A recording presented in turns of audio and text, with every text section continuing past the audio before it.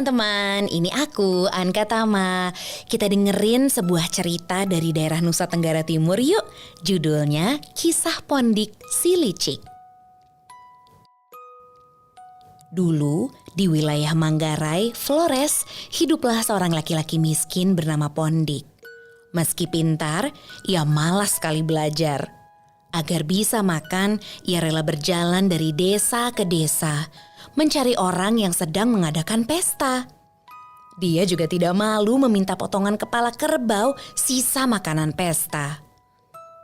Karena kasihan, sang tuan rumah pun mengizinkan. Kepala itu ia simpan untuk bekal makan beberapa hari ke depan. Esoknya, ia melihat sebuah sarang lebah besar. Pondik pun berpikir, bagaimana ya caranya mendapat uang dari sarang lebah ini? Dengan hati-hati, ia mengambil sarang lebah itu dan memasukkannya ke dalam sebuah periuk tanah. Ia bawa periuk itu berkeliling desa sambil berteriak, "Gong ajaib, gong ajaib, siapa yang mau beli gong ajaib?" Orang-orang tertarik dan mendekatinya. "Hei Pondik, gong seharusnya terbuat dari logam. Mengapa milikmu terbuat dari tanah? Apakah gong itu tidak akan pecah jika dipukul?" tanya seorang warga. "Oh, gong ini tidak perlu dipukul seperti gong biasa. Kalian cukup menggoyang-goyangkannya saja," kata Pondik sambil menggoyangkan periuk tanah itu.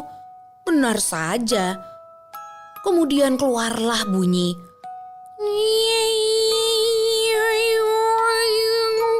terdengar dari dalam periuk itu. Tertipu oleh kebohongan si Pondik, periuk itu laku juga. Sebuah senyum licik terlihat di muka Pondik saat menerima uang dari sang pembeli. "Kau baru boleh menggoyangnya setelah aku pergi ya," pesan Pondik. Begitu Pondik pergi, si pembeli menggoyang-goyang periuk tersebut. Semakin lama suara yang keluar semakin keras. Si pembeli dan warga lain di sekitar jadi penasaran. "Apa ya yang membuat periuk tanah ini bisa berbunyi?" tanya mereka. Dibukalah tutup periuk tanah itu. Dalam sekejap, segerombolan lebah keluar dan menyengat mereka hingga sekujur tubuh mereka bengkak. Para warga pun marah dan langsung mencari si Pondik. "Ah, itu dia, itu dia!" teriak mereka yang menemukan si Pondik sedang duduk bersantai di depan rumahnya.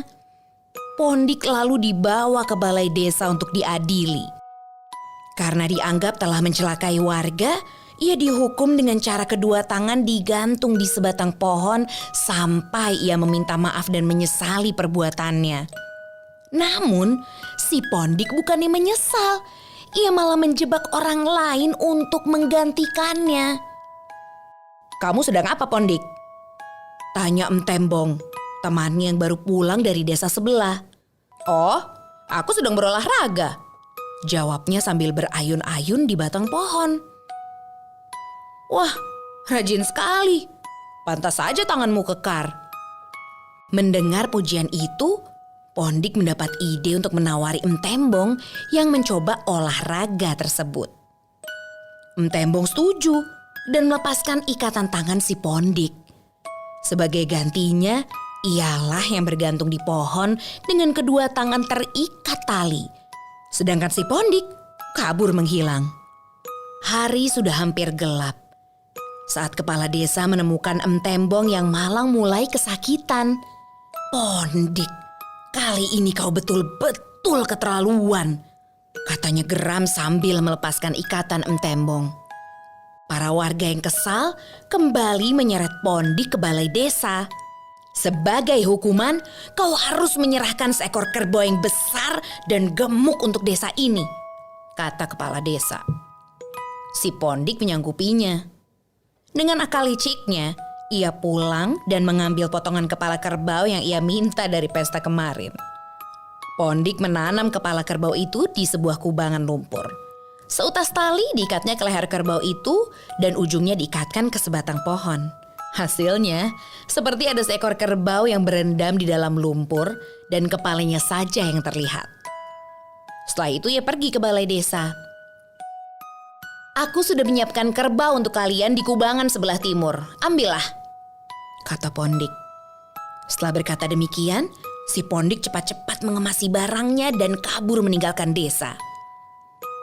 Kepala desa dibantu beberapa warga melepas ikatan di pohon dan menarik kerbau itu. Tapi apa yang terjadi? Ternyata yang mereka dapat hanyalah kepala kerbau beserta lehernya. Perasaan marah bercampur geli terpancar di wajah mereka.